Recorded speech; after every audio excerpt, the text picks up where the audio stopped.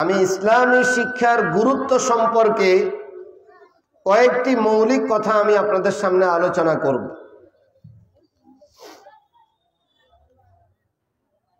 এক নম্বর কথা হচ্ছে, পৃথিবীতে ইসলামী শিক্ষা ব্যতিরেকে যত শিক্ষা আছে, দ্বীনি এলেম, কোরআন ও হাদিসের এলেম ব্যতিরেকে যত এলেম, যত জ্ঞান বিজ্ঞান এই পৃথিবীতে আছে,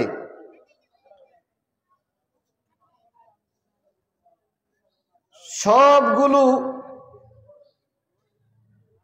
কোরআন ও হাদিস বিনে কোনোটাই নির্ভুল নয়। একমাত্র নির্ভুল এবং নির্ভেজাল যে শিক্ষা, সেই শিক্ষাটা হইল দ্বীনি শিক্ষা। কথা বলেন ঠিক না ঠিক?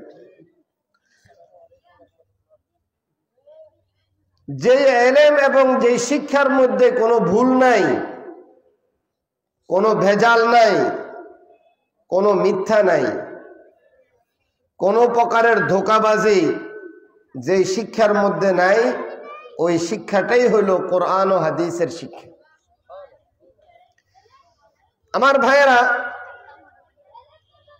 পবিত্র কোরআনে কারীমের একেবারে সর্ববৃহৎ সূরা সূরাতুল বাকারা, এই সূরাতুল বাকারার শুরুতেই আল্লাহ পাক রব্বুল আলামিন বলে দিয়েছেন, যালিকাল কিতাবু লা রাইবা ফীহ। আল্লাহ পাক বলেন যে ইহা এমন একটি কিতাব, এই কোরআনে কারীম, এটা এমন একটি কিতাব, লা রাইবা ফীহ, যা নির্ভুল, যা নির্ভেজাল, যার মধ্যে কোনো প্রকারের সন্দেহ নাই। দুনিয়ার যে কোনো লেখক একটা বই যখন লিখে, বই শুরুতে লেখক লিখে যে আমি এই কিতাবটা আমার মতো করে লিখেছি, বাকি এর মধ্যে যদি কেউ কোনো ভুল ত্রুটি পান তাহলে আমাকে যদি জানাই দেন, পরবর্তী সংস্করণে যে ওই ভুল ত্রুটিগুলো সংশোধন করে সুন্দরভাবে এই বইটাকে ছাপানো হবে। আমি মানুষ হিসেবে আমি ভুলের ঊর্ধ্বে নই, বলে কি বলে না? কিন্তু আমার বন্ধুগণ, আল্লাহ পাক রব্বুল আলামিন যেই কিতাব আসমান থেকে নাযিল করেছেন আমাদের নবী জনাবে মুহাম্মদুর রাসূলুল্লাহ সাল্লাল্লাহু আলাইহি ওয়াসাল্লামের উপর, আল্লাহ একেবারে প্রথমেই কিতাব আরম্ভ করার শুরুতেই আল্লাহ বলে দিচ্ছেন, যালিকাল কিতাবু লা রাইবা ফীহ। আল্লাহ বলেন যে ইহা এমন একটি কিতাব যা নির্ভুল, নির্ভেজাল, যার মধ্যে কোনো মিথ্যা নাই, কোনো প্রকারের সন্দেহ করার মতো কোনো বিষয় এই কিতাবের মধ্যে নাই। তাহলে এক নম্বর যেই কথাটা আমরা বুঝবো সেটা হলো ইসলামী শিক্ষা এটা নির্ভুল এবং নির্ভেজাল শিক্ষা। কথা বলেন ঠিক না বেঠিক? আর বাকি যত শিক্ষা আছে, যত এলেম, যত জ্ঞান, যত বিজ্ঞান আছে, কোনো কিছুই কিন্তু ভুলের ঊর্ধ্বে নয়, সবগুলোর মধ্যে ভুল আছে। যেমন আমি আপনাদেরকে বোঝানোর জন্য একটা কথা বলি, ভালো করে বুঝেন। বিজ্ঞান যে গবেষণা করে, আমরা তো বিজ্ঞানের গবেষণাগুলোকে অনেক মর্যাদা দিই, যে বিজ্ঞানের একটা গবেষণাকে আমরা অনেক গুরুত্ব দেই। কিন্তু দেখা যায় বিজ্ঞান একটা গবেষণা করে, পরবর্তী বৈজ্ঞানিক যারা আসে, এরা আগের বৈজ্ঞানিক যারা, তাদের থিওরিগুলাকে পরিবর্তন করে এরা আবার নতুন থিওরি স্থাপন করে। কথা বলেন ঠিক না বেটা? তাহলে পরবর্তীতে নতুন থিওরি আসার দ্বারায় বোঝা যায় যে আগের থিওরিটা ভুল, আগেরটা কি ভুল। দেখেন, এক সময় বিজ্ঞান বলতো যে সূর্য পৃথিবীর চতুর্দিকে ঘূর্ণীয়মান, ঘুরে, পৃথিবীটা স্থির আর সূর্যটা পুরা পৃথিবীর চতুর্দিকে ঘুরে। এটা বিজ্ঞানের থিওরি। পরবর্তীতে আবার যখন কিছু যুগ অতিবাহিত হইল, নতুন কিছু বৈজ্ঞানিক ওনারা রিসার্চ এবং গবেষণা করার পরে ওনারা বলে কয় না, সূর্য পৃথিবীর চতুর্দিকে ঘুরে এমন নয়, বরং সূর্যটা স্থির থাকে, পৃথিবী সূর্যের চতুর্দিকে ঘুরে। জোরে বলেন সুবহানাল্লাহ। এই থিওরির পরিবর্তন হয়েছে কি হয় নাই? তাহলে পরের থিওরির দ্বারা বোঝা যায় আগের থিওরি যেটা এটা ভুল। কথা ঠিক না? এরপরে নতুন ভাবে আবার যখন বৈজ্ঞানিকরা আবার গবেষণা আরম্ভ করেছেন, বর্তমান বৈজ্ঞানিকদের থিওরি হইল শুধু পৃথিবী স্থির, সূর্য ঘূর্ণীয়মান, বা সূর্য স্থির পৃথিবী ঘূর্ণীয়মান। বিষয়টা এমন নয়, বরং পৃথিবীও ঘুরে, সূর্যও ঘুরে। জোরে বলেন সুবহানাল্লাহ। তাহলে থিওরির পরিবর্তন আছে না নাই? এই থিওরির পরিবর্তনের মাধ্যমে যে বিষয়টা আমি আপনাদেরকে বলতে চাই, বোঝা যায় পরবর্তী বৈজ্ঞানিকদের থিওরি মতে আগের বৈজ্ঞানিকদের থিওরিটা সেটা ভুল প্রমাণিত হয়। কথা বলেন ঠিক না বেঠে? কিন্তু আমার বন্ধুগণ, পবিত্র কোরআনে কারীম আল্লাহর নবীর পক্ষ থেকে যে সুন্নাহ, এই দ্বীনি ইলম, দ্বীনি জ্ঞান যেটা আল্লাহ পাক রব্বুল আলামিন দান করেছেন, আজকে 1450 বছর পূর্বে যে কোরআন আমাদের উপরে নাযিল হয়েছে, কিয়ামত পর্যন্ত কিন্তু এই কোরআনই থাকবে। কথা বলেন ঠিক না বেঠিক? কিন্তু আমার ভাইরা, এই কোরআনের মধ্যে এবং দ্বীনি জ্ঞানের মধ্যে এ পর্যন্ত কেউ কোনো ভুল ধরতে পারে নাই। যারা এই কোরআনের ক্ষেত্রে ভুল ধরার জন্য যারা অগ্রসর হয়েছে, এরা নিজেরাই কিন্তু নিজেদের ভুল তারা ধরে ফেলেছে। কোরআনের ভুল যখন ধরার জন্য, কোরআনের ভুল নিয়ে গবেষণা করার জন্য যখন তারা সামনে আগাইল, তখন এক পর্যায়ে তাদের নিজের ভুলটা তারা নিজে ধরা পড়ল। আর আগে ছিল ভিন্ন ধর্মে, কোরআন নিয়ে রিসার্চ এবং গবেষণা করার পরে তারা নিজেদের ধর্ম ত্যাগ করে ইসলাম ধর্ম গ্রহণ করতে তারা বাধ্য হয়ে গিয়েছে।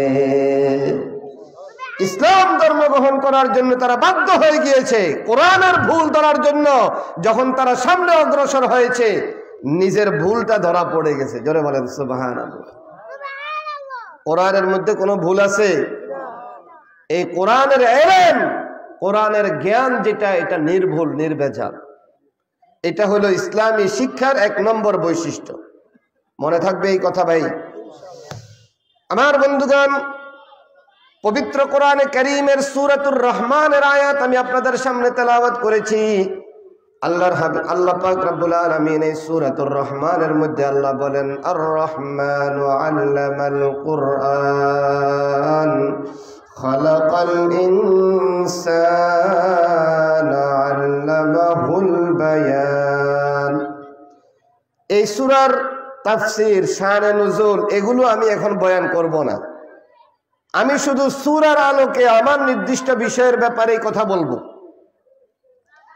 এই সূরার মধ্যে আল্লাহ পাক বলেন আর রহমান। রহমান যিনি, তিনি কে? আল্লাহ। আল্লাহ যিনি, তিনি রহমান। রহমান যিনি, তিনি কে? আর রহমান, দয়াল আল্লাহ। আল্লামাল কোরআন, যিনি কোরআন শিক্ষা দিয়েছেন।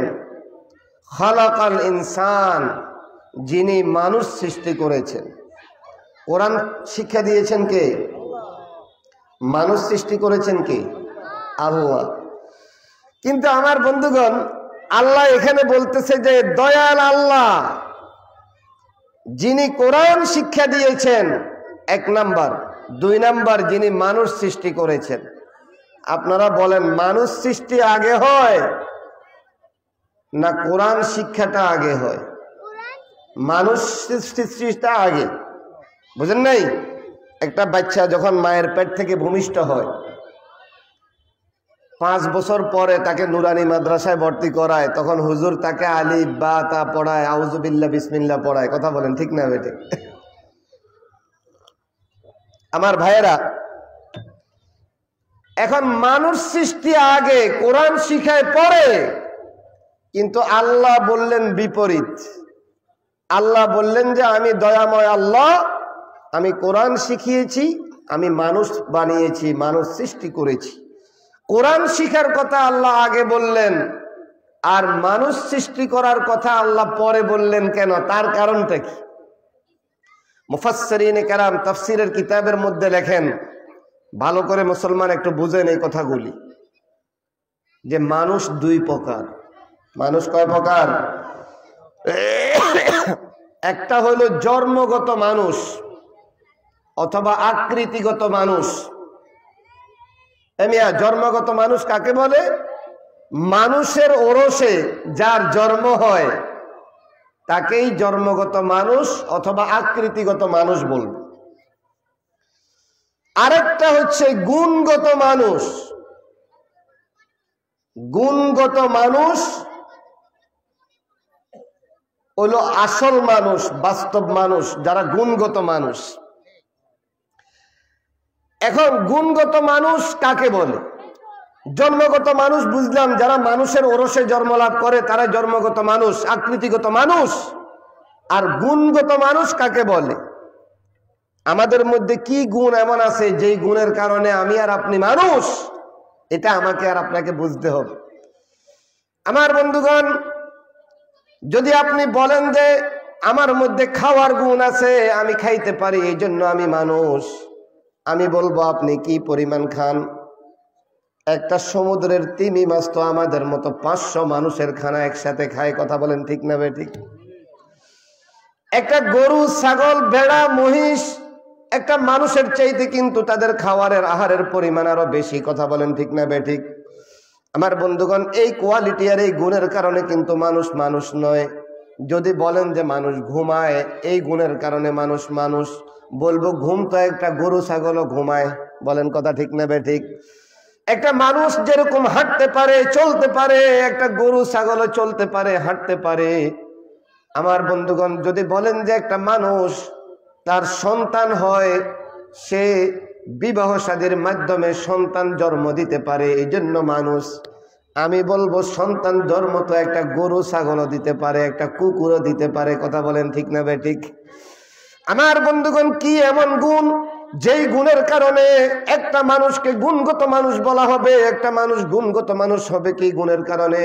মুফাসসিরিনে কেরাম তাফসীরের কিতাবের মধ্যে লেখেন, একটা গুণ এমন আছে যেই গুণটা একমাত্র আল্লাহ পাক রব্বুল আলামিন মানুষের মধ্যে দান করেছেন।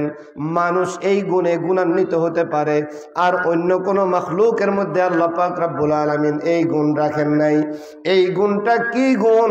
আমার বন্ধুগণ, আল্লাহ পাক রব্বুল আলামিন পবিত্র কোরআনে কারীমের মধ্যে আল্লাহ পাক বলেন, ওয়ামা খালাকতুল জিন্না ওয়াল ইনসা ইল্লা লিয়াবুদুন।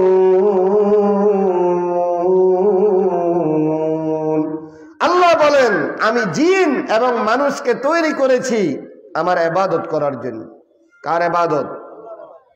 এই ইবাদতের গুণ, এটাই হলো বাস্তব গুণ। এই গুণে যেই বান্দা গুণান্বিত হতে পারে সে হলো বাস্তব মানুষ এবং গুণগত মানুষ। কথা বলেন ঠিক না বেঠিক? ইবাদতের অর্থ হলো আল্লাহর বিধানগুলো ঠিকভাবে পালন করা, করণীয় বিধানগুলো করা আর বর্জনীয় বিধানগুলো ছেড়ে দেওয়া, এটার নাম হলো ইবাদত। এটার নাম কি? এই ইবাদত যে আল্লাহর বান্দাবান্দি করবে এরাই হলো বাস্তব গুণগত মানুষ। তাহলে আমার কথা বুঝেন, আমি বলেছিলাম যে মানুষ দুই প্রকার। মানুষ কয় প্রকার? একটা হলো জন্মগত মানুষ, আরেকটি হচ্ছে গুণগত মানুষ। মানুষের ওরসে জন্ম লাভ করার কারণে আমি আর আপনি মানুষ। তবে আমি আর আপনি যদি দুনিয়াতে এসে আল্লাহর বিধান মতে নিজের জীবনটাকে পরিচালনা করতে পারি তাহলে আমি আর আপনি হব গুণগত মানুষ। কথা বলেন ঠিক না বেঠিক? আল্লাহর বিধান মতে জীবন পরিচালনা করার জন্যই এই কোরআন। কথা ঠিক না? এই আর রহমানু আল্লামাল কোরআন খালাকাল ইনসান। আল্লাহ পাক রব্বুল আলামিন বলেন, আমি আল্লাহ দয়াময়, আমি আল্লাহ তোমাদের উপরে কি দয়া করেছি?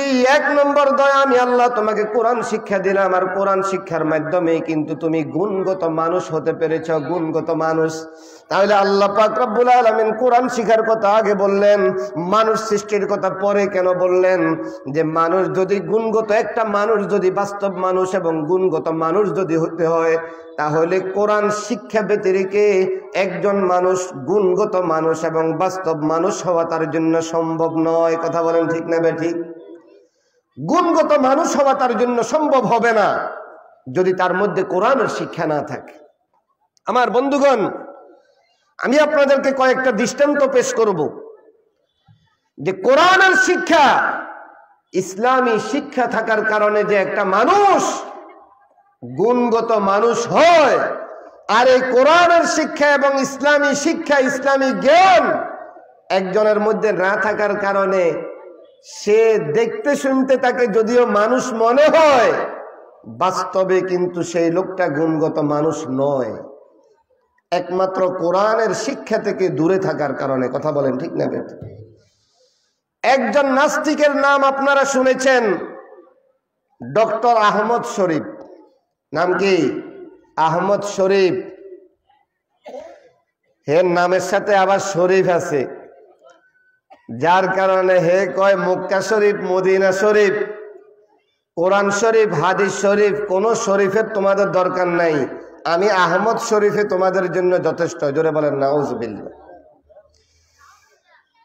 আমার বন্ধুগণ, সে আহমদ শরীফ মারা যাওয়ার পূর্বে সেই কথা ওসিয়ত করেছে, মারা যাওয়ার পরে যেন তাকে গোসল দেওয়া না হয়, তার যেন কাফন দাফনের ব্যবস্থাপনা করা না হয়, জানাজার নামাজ যেন তার পড়ানো যেন না হয়, এবং মাটিতে যেন তাকে দাফন করা না হয়, বরং তার বডিটাকে সে একটা মেডিকেলে দান করে গেছে।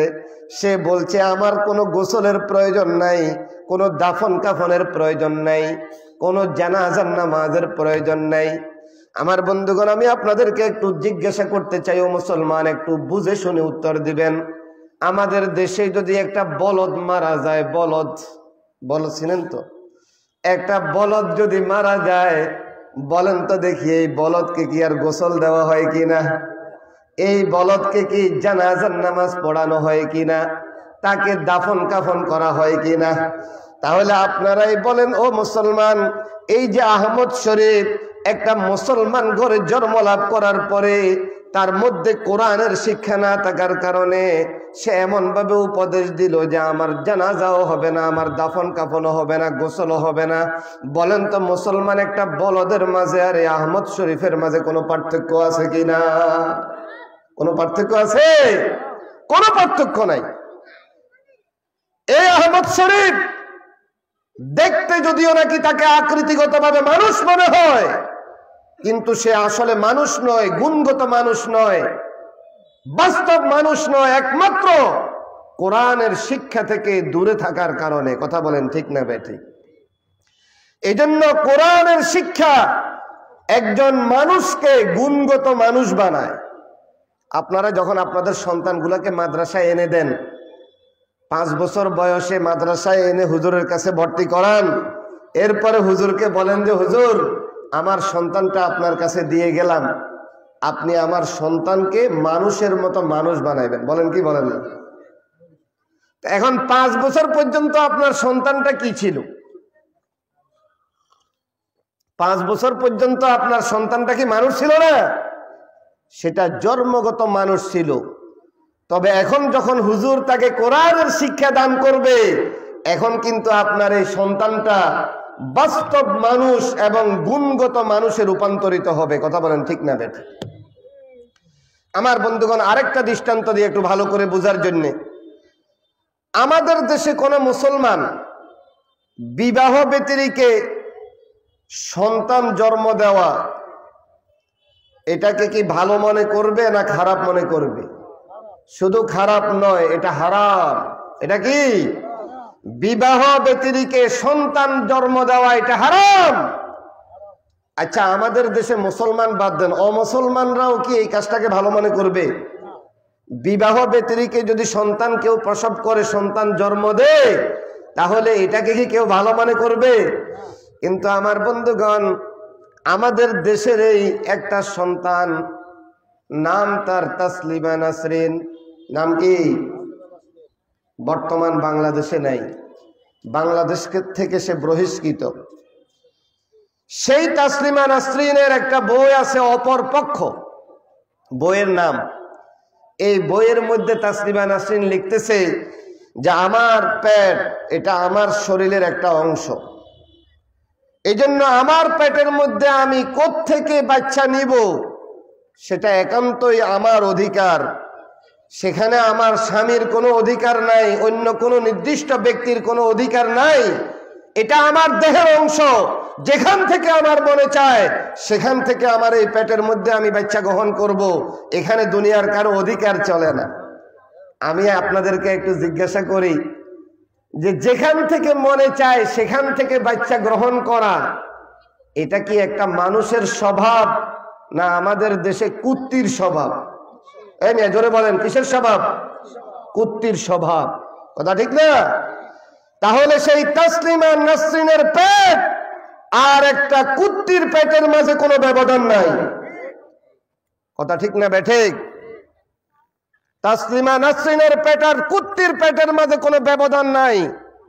এর কারণ হলো সে যে নিজেকে মানুষের কাতারে সে রাখতে পারে নাই, সে গুণগত মানুষ হতে পারে নাই। এটার একমাত্র কারণ ইসলামী শিক্ষা থেকে দূরে থাকার কারণে, কথা বলেন ঠিক না বেঠিক?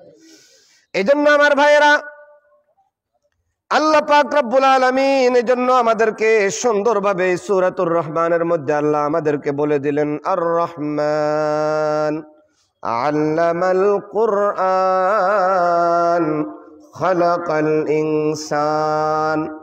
আল্লাহ বলেন আমি দয়ালু আল্লাহ, আর আমার দয়ার বড় নিদর্শন হলো আমি আল্লাহ তোমাদেরকে কোরআন শিক্ষা দিলাম, আর এই কোরআন শিক্ষার মাধ্যমে আমি আল্লাহ তোমাদেরকে বাস্তব মানুষ এবং তোমাদেরকে আমি আল্লাহ গুণগত মানুষ তোমাদেরকে বানাইলাম। আমার বন্ধুগণ, এই জন্য এই ইসলামী শিক্ষার যে বৈশিষ্ট্য আমি আপনাদেরকে বুঝাইতেছি, আমার ভাইয়েরা ভালো করে বুঝেন।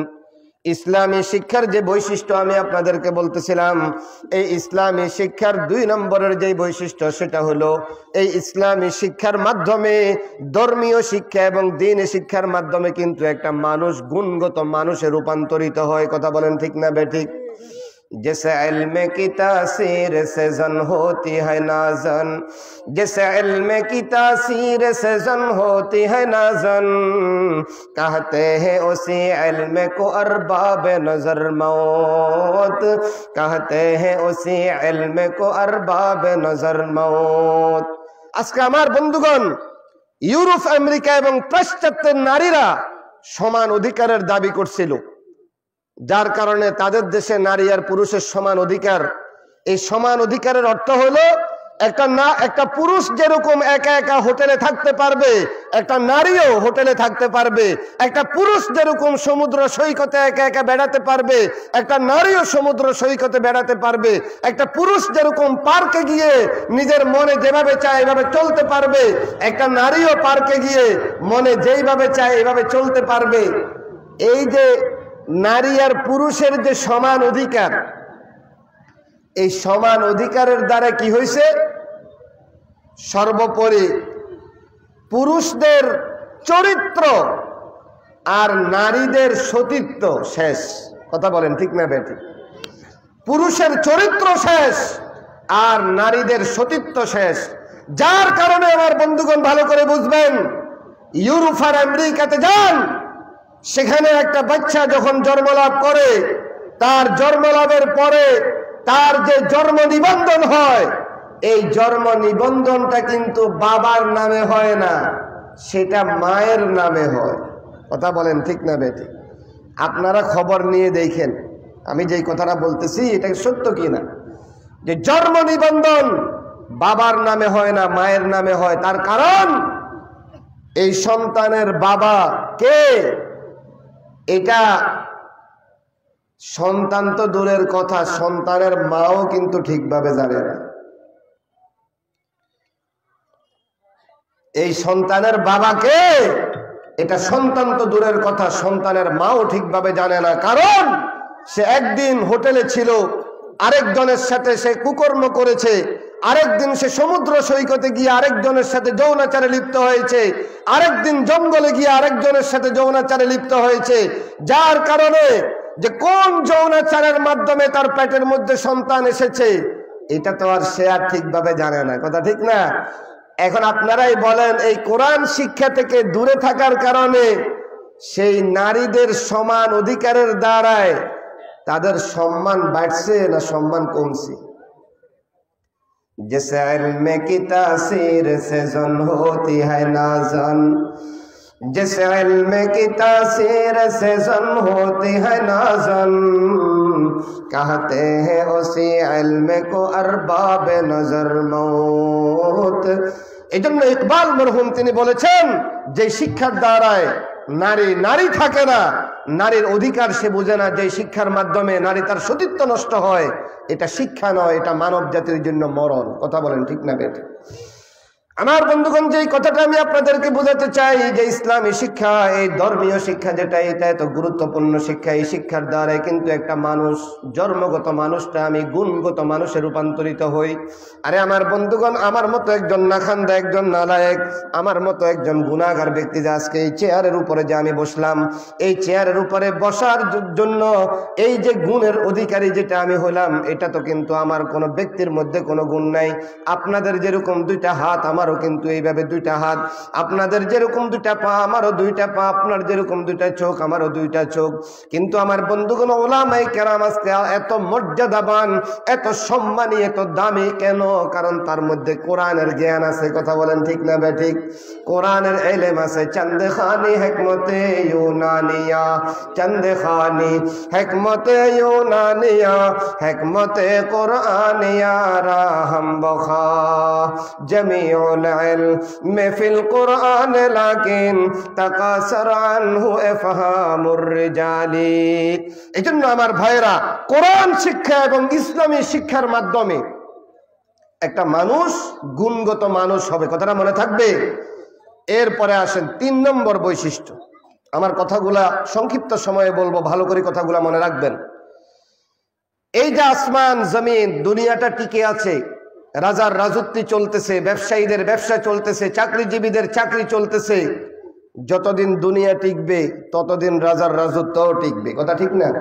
যতদিন দুনিয়া টিকবে ততদিন ব্যবসায়ীদের ব্যবসা টিকবে, যতদিন দুনিয়া টিকবে চাকরিজীবীদের চাকরি টিকবে। কিন্তু এই দুনিয়া কতদিন টিকবে? কিয়ামত কায়েম হওয়া পর্যন্ত। ইসরাফিল আলাইহিস সালাতু ওয়াস সালাম সিংহা নিয়ে তিনি বসে আছেন। যখন তিনি সিংহায় ফুঁক দিবেন, পুরা দুনিয়া বরবাদ হয়ে যাবে, ধ্বংস হয়ে যাবে। কিন্তু এই দুনিয়া ধ্বংস ততদিন পর্যন্ত দুনিয়া ধ্বংস হবে না, যতদিন এই জমিনে আল্লাহ আল্লাহ ডাকনেওয়ালা, জিকির করনেওয়ালা একজন বান্দা থাকবে, ততদিন পর্যন্ত আল্লাহ পাক এই দুনিয়া ধ্বংস করবেন না।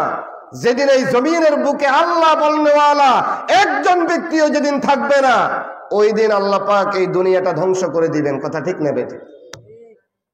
আল্লাহর হাবিব বলেছেন, লা তাকুমুস সাআ হাত্তা ইউকালা ফিল আরদি আল্লাহ আল্লাহ।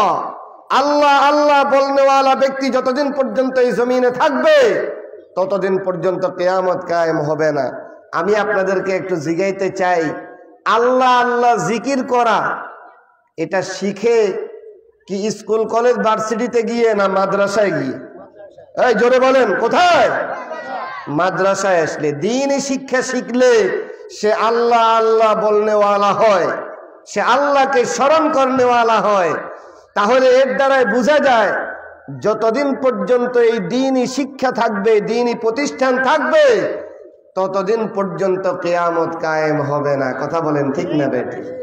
এই জগৎ রক্ষা, এই দুনিয়া, এই জগৎ রক্ষা হবে দ্বীনি শিক্ষার বদৌলত। কথা ঠিক না বেঠিক?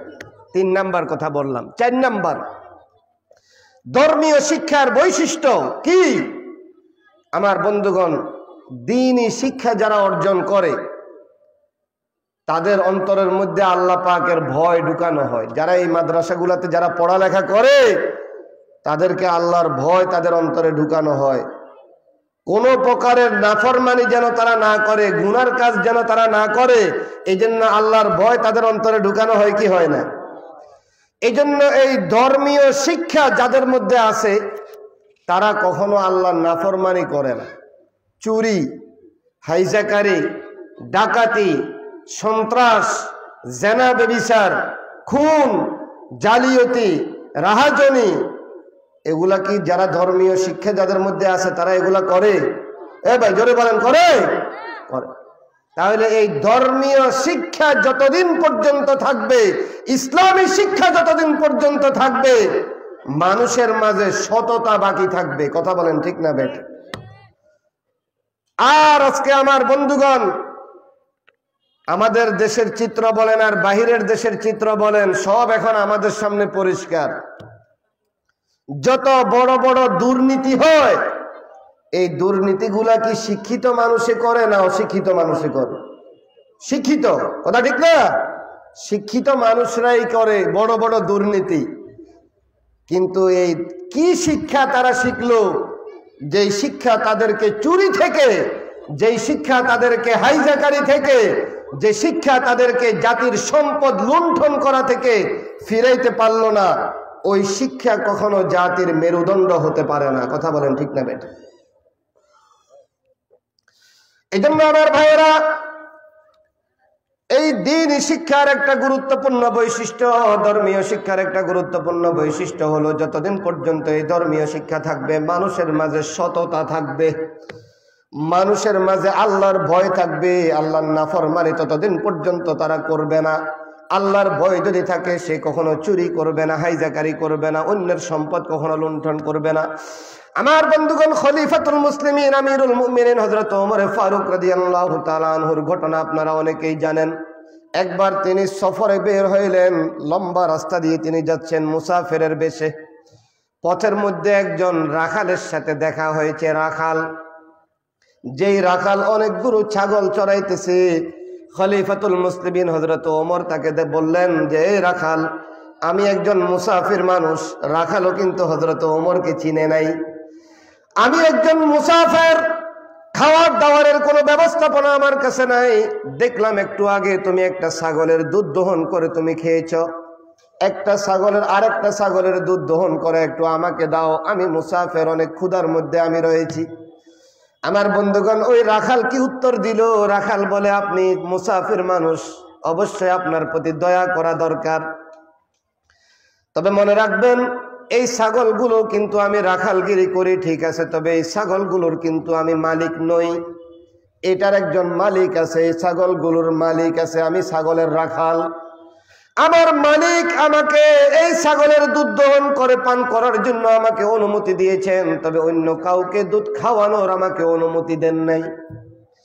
এই জন্য আমি আপনাকে দুধ খাওয়াইতে পারবো না, আমার মালিকের অনুমতি ব্যতিরেকে আমি আপনাকে খাওয়াইতে পারবো না। হযরত ওমর রাদিয়াল্লাহু তাআলা আনহু যখন দেখলেন যে সে দুধ খাওয়াইতে রাজি নয়, এরপরে হযরত ওমর তাকে আরেকটা প্রস্তাব দিলেন যে, রাখাল, একটা কাজ করো, এই যে ছাগলের বিশাল বড় পাল তোমার মধ্যে, এখান থেকে একটা ছাগল তুমি আমার কাছে বিক্রি করে দাও। তাহলে আমি যখন ছাগলের মালিক হব, এরপরে আমি নিজেই দুধ দহন করে আমি দুধ পান করব। আর তুমি যখন বাড়িতে যাবা, তোমার মালিক যখন তোমাকে জিজ্ঞেস করবে যে একটা ছাগল কোথায় গেল, বলবা যে জঙ্গল থেকে বাঘ এসে হামলা করে একটা ছাগল নিয়ে গেছে। জঙ্গল থেকে বাঘ এসে একটা ছাগল নিয়ে গেছে, এই কথা বলে দিবা। আমার বন্ধুগণ, রাখাল কি উত্তর দিল? রাখাল বলে, এ মুসাফির, আপনি মুসাফির, আপনাকে আমি চিনি না, তবে আপনি যে প্রস্তাব দিয়েছেন এই প্রস্তাব আমি কখনো মানতে পারবো না।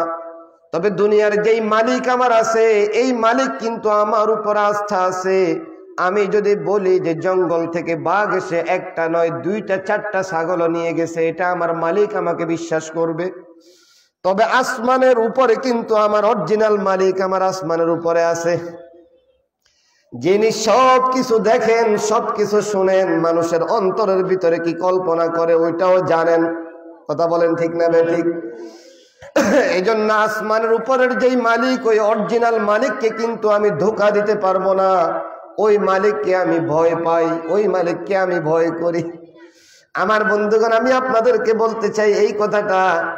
খলিফাতুল মুসলিমিন হযরত ওমর ফারুক রাদিয়াল্লাহু তাআলা আনহু আল্লাহর দরবারে শুকর আদায় করলেন যে, আল্লাহ, আমার দেশের একজন রাখালের অন্তরের মধ্যে তোমার যেই পরিমাণ ভয়, আল্লাহ এই ভয়ের কারণে তিনি আনন্দিত হয়ে আল্লাহর দরবারে সেজদাবনত হয়ে গেলেন। আমি মুসলমান ভাইয়েরা আপনাদেরকে বলতে চাই, এই রাখালের অন্তরের মধ্যে আল্লাহর ভয় ছিল, যার কারণে সেই এই 2 নম্বরে সে করতে পারে না। এই কথা বলেন ঠিক না ভাই? ঠিক। এই জন্য আজকে যারা আমরা দুর্নীতির সাথে, বিভিন্ন অন্যায়ের সাথে, বিভিন্ন প্রকারের খারাপের সাথে আমরা জড়িত, বোঝা যায় আমাদের অন্তরের মধ্যে আল্লাহর ভয় নাই। কথা ঠিক না ভাই? ঠিক। আর আল্লাহর ভয় আমাদের অন্তরের মধ্যে আসবে ইসলামী শিক্ষা এবং কোরআনের শিক্ষার মাধ্যমে। কথা ঠিক না ভাই? ঠিক। আল্লাহ পাক বলেন, ইন্নামা ইয়াখশাল্লাহা মিন ইবাদিহিল উলামা, একমাত্র আলেম সমাজ যাদের মধ্যে শরীয়তের জ্ঞান আছে, দ্বীনের জ্ঞান যাদের মধ্যে আছে, একমাত্র তারাই আল্লাহকে বেশি ভয় করে। কথা বলেন ঠিক না বেটি? তাহলে আমার ভাইয়েরা, এই ইসলামী শিক্ষার আরেকটা বৈশিষ্ট্য আমরা কি পেলাম? যে যতদিন ইসলামী শিক্ষা এই জমিনের মধ্যে থাকবে, ততদিন পর্যন্ত এই জমিনের বুকে সততা বাকি থাকবে। কথা বলেন ঠিক না বেটি? এরপরে আমার বন্ধুগণ, অনেক এই যে গুরুত্ব, ইসলামী শিক্ষার গুরুত্ব আলোচনা করতে গেলে অনেক লম্বা সময়ের প্রয়োজন, আপনারা অনেকেই জানেন।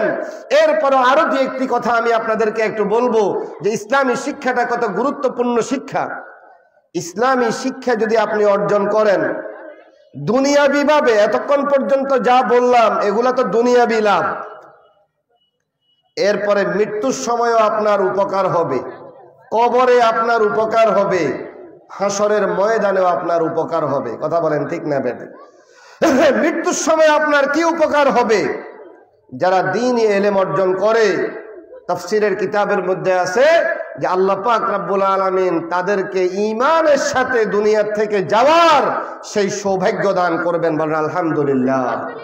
ঈমানের সাথে দুনিয়া থেকে যাওয়ার চাইতে বড় চাওয়া পাওয়া কি আর কোনো কিছু আছে? এরপরে কবরে কি লাভ? ইসলামী শিক্ষা যদি আমি আর আপনি যদি অর্জন করতে পারি, আল্লাহ আমাদের কবর আযাবগুলো মাফ করে দিবেন। জোরে বলেন সুবহানাল্লাহ। প্রমাণ কি? আমার বন্ধুগণ, একটা তাফসীরের কিতাব আছে, কিতাবের নাম হলো তাফসীরে কবির। ইমাম ফখরুদ্দিন রাজি রহমতুল্লাহ আলাইহি তিনি এই কিতাব রচনা করেছেন। তাফসীরের প্রসিদ্ধ এবং গুরুত্বপূর্ণ কিতাব এই তাফসীরে কবিরের মধ্যে ইমাম ফখরুদ্দিন রাজি রহমতুল্লাহ আলাইহি একটা ঘটনা উল্লেখ করেছেন। হযরতে মূসা আলাইহিস সালাতু ওয়াস সালাম একবার এক জায়গায় যাইতেছেন, পথে একটা কবরস্থান দেখতেছেন, কবরস্থানে একটা কবরে আযাব হইতেছে। আযাব, কবরের আযাবটা কিন্তু আল্লাহ পাক কিছু খাস খাস মানুষকে আল্লাহ পাক দেখাই দেন। হযরতে মূসা আলাইহিস সালাতু ওয়াস সালাম যখন তিনি যাচ্ছেন, যাওয়ার সময় তিনি দেখলেন যে কবরের মধ্যে আযাব হয়। সফর শেষ করার পরে আবার যখন তিনি রওনা হলেন, দেখলেন যে আর কবরের মধ্যে আর কোনো আযাব নাই, আল্লাহ পাকের রহমত কবরের মধ্যে চালু হয়ে গেছে। মূসা আলাইহিস সালাতু ওয়াস সালাম ওই কবরওয়ালাকে জিজ্ঞাসা করলেন, হে কবরওয়ালা, আমি যাওয়ার সময় দেখলাম যে তোমার কবরের মধ্যে আযাব, আর এখন দেখি তোমার কবরের মধ্যে কোনো আযাব নাই, কারণটা কি? কি কারণ? কি কারণে তোমার আযাবটা বন্ধ হয়ে গেল? আমার বন্ধুগণ, ইমাম ফখরুদ্দিন রাজি রহমাতুল্লাহ আলাইহি তাফসীরের কিতাবের মধ্যে লেখেন, ও নবী মূসা, আমি যখন দুনিয়া থেকে বিদায় নিয়ে চলে আসতেছি, আমার মৃত্যুর সময় আমার স্ত্রী ছিল গর্ভবতী, আমার স্ত্রীর পেটের মধ্যে একটা সন্তান ছিল। আমার ইন্তেকালের পরে ওই সন্তানটা দুনিয়াতে ভূমিষ্ঠ হয়েছে, আমার ছেলে। আর ওই ছেলের আজকে 5 বছর পূর্ণ হওয়ার পরে ছেলের মা তাকে পার্শ্ববর্তী মাদ্রাসায় তাকে দিয়ে আসছে। আর মাদ্রাসার হুজুর তাকে আজকে 1 নম্বর সবক, 1 নম্বর সবক আজকে তাকে পড়াইছে। কয় নম্বর সবক? মাদ্রাসায় যখন আপনার বাচ্চাটা দিবেন, 1 নম্বরে শিক্ষক তাকে পড়ায় বিসমিল্লাহির রহমানির রহিম। কথা ঠিক না বেঠিক? বিসমিল্লাহির রহমানির রহিমের মধ্যে আল্লাহর নাম, রহমানের নাম, রহিমের নাম আছে না নেই? আমার বন্ধুগণ, আমার এই সন্তানকে যখন হুজুর পড়াইলো বিসমিল্লাহির রহমানির রহিম, আমার এই সন্তানটাও তখন হুজুরের মুখে মুখে পড়ছে বিসমিল্লাহির রহমানির রহিম। আমার এই সন্তান যখন বিসমিল্লাহ পড়লো, এটার পরে আল্লাহ পাক রব্বুল আলামিন ফেরেশতাদেরকে বলেন যে ও ফেরেশতারা আমার এই বান্দার কবর আযাবটা বন্ধ করে দাও। জোরে বলেন সুবহানাল্লাহ। ফেরেশতারা জিগায় যে আল্লাহ কেন তার কবর আযাবটা বন্ধ করব, কি কারণে তার কবর আযাবটা বন্ধ হবে? আল্লাহ পাক রব্বুল আলামিন বলেন এই কবরওয়ালার সন্তান সে আমাকে রহমান বলেছে, আমাকে রহিম বলেছে, আমি নাকি বড় দয়ালু। আমি আল্লাহ যদি দয়ালু হই তাহলে তার বাবার কবরে আযাব দেওয়া আমি আল্লাহর জন্য এটা অসম্ভব ব্যাপার। এই জন্য আজকে থেকেই তার কবরের আযাবটা বন্ধ করে দাও। আমার বন্ধুগণ, তাফসীরে কাবীরের এই ঘটনা মতে মুফাসসিরিনে কেরাম বলেন যে ইসলামী শিক্ষা যদি আপনি অর্জন করেন, শুধু শিক্ষায় শিক্ষিত লোকেরা শুধু তাই নয়, বরং তার মা বাবার কবর আযাব আল্লাহ পাক বন্ধ করে দিবেন। কথা বলেন ঠিক না বেঠি? আজকে তো ইসলামী শিক্ষার বিরুদ্ধে যত ষড়যন্ত্র, যত অপবাদ, যত নোংরামি ইসলামী শিক্ষার বিরুদ্ধে, কথা বলেন ঠিক না বেঠি? এবং ইসলামী শিক্ষাকে বুলন্ডিত করার জন্য, ইসলামী শিক্ষাকে এই জমিন থেকে উড়ে দেওয়ার জন্য আজকে ইসলামী শিক্ষার যে প্রতিষ্ঠানগুলো রয়েছে এই প্রতিষ্ঠানের বিরুদ্ধে আজকে অপবাদ দেয়। এই প্রতিষ্ঠানগুলো নাকি জঙ্গিবাদ, আর এগুলা বোমাবাজ তৈরি করে, এগুলা নাকি জঙ্গিবাদের জঙ্গি প্রজনন কেন্দ্র। জোরে বলেন নাউজুবিল্লাহ। আমার বন্ধুগণ, যেই প্রতিষ্ঠানের বারান্দায় শত শত নারী ধর্ষিতা হয় ওই প্রতিষ্ঠানগুলো ভালো, কিন্তু যেখানে কোরআনে কারীমের তালিম হয়, নবীর সুন্নাহর যেখানে তালিম হয়, দ্বীনের তালিম যেখানে হয়, ওই প্রতিষ্ঠানগুলোর ব্যাপারে নানা অপবাদ দেওয়া হয়। কথা বলেন ঠিক না বেঠিক? যারা এই সমস্ত অপবাদগুলো দ্বীনি প্রতিষ্ঠানের ব্যাপারে দেয়, ইসলামী শিক্ষার ব্যাপারে যারা এই অপবাদ দেয়, মনে রাখবেন তারা ইহুদি আর খ্রিস্টান হয়তো ডাইরেক্ট, আর যদি দেখতে তাদেরকে মুসলমান মনে হয়, এরা আসলে বাস্তবে মুসলমান নয়, এরা ইহুদি আর খ্রিস্টানের পাক্কা দালাল। কথা বলেন ঠিক না বেঠিক? এই জন্য ইসলামী শিক্ষা যতদিন এই জমিনে থাকবে, এই জমিনে ততদিন পর্যন্ত সততা এই জমিনের মধ্যে থাকবে। আমার বন্ধুগণ, হাসরের ময়দানে যখন আমরা ওলামায়ে কেরামের দল, যখন যারা ইসলামী শিক্ষায় যারা শিক্ষিত হবে, হাসরের ময়দানে যখন তারা উঠবে, আল্লাহ পাক রব্বুল আলামিন একটা এই যে তাফসীরের কিতাবের মধ্যে উল্লেখ আছে, সব আলেমদেরকে যারা কোরআন ও হাদিসের জ্ঞান যারা অর্জন করেছে, আল্লাহ উনাদেরকে এক পাশে নিয়ে নেবেন, আলাদা করে এক পাশে নিয়ে আল্লাহ বলবেন, আমি কোরআন এবং হাদিসের ইলম তোমাদের সিনার মধ্যে এজন্য দিয়েছি যেন তোমরা জাহান্নামের আগুন যেন তোমাদেরকে স্পর্শ করতে না পারে। এজন্য আমি আল্লাহ তোমাদের জন্য বিনা হিসাবে জান্নাতের ফয়সালা করে দিলাম। জোরে বলেন সুবহানাল্লাহ। তাহলে হাসরের ময়দানেও কাজে আসবে কি আসবে না? এখন আপনারা একটা প্রশ্ন করতে পারেন, আমি শেষে এই প্রশ্নের উত্তর দিয়ে আমি শেষ করব। আপনারা বলতে পারেন, বলে হুজুর এখন আলেম হইলেই সে জান্নাতে চলে যাবে? অনেক আলেম তো দেখি ঠিকভাবে নামাজও পড়ে না, অনেক আলেম দেখি মা বাবার সাথে বেয়াদবি করে, অনেক আলেম দেখি আল্লাহর নাফরমানি করে, অনেক আলেম দেখি খারাপি কাজও করে। এটার উত্তর হলো আলেম দুই প্রকার। ভালো করে কথাটা, আলেম কয় প্রকার? একটা হলো সমাজের চোখে আলেম, আর একটা হলো আল্লাহর চোখে আলেম। সমাজের চোখে আলেম হলো ওই আলেম যে কোরআন হাদিস শিখছে, শুধু এটা ইলম অর্জন করছে, সে হইলো সমাজের চোখে আলেম। আর আল্লাহর চোখে আলেম হলো ওই আলেম যে কোরআন শিখে এবং কোরআন মতে আমল করে। কথাটা বলেন ঠিক না বেঠিক? এই জন্য আল্লাহ পাক যে আলেমের ব্যাপারে জান্নাতের ফয়সালা করবেন, তারা সমাজের চোখে আলেম যে এমন নয়, যারা আল্লাহর চোখে আলেম, যারা কোরআন শিখে এবং কোরআন মতে যারা আমল করে, আল্লাহ তাদের জন্য জান্নাতের ফয়সালা করে দিবেন।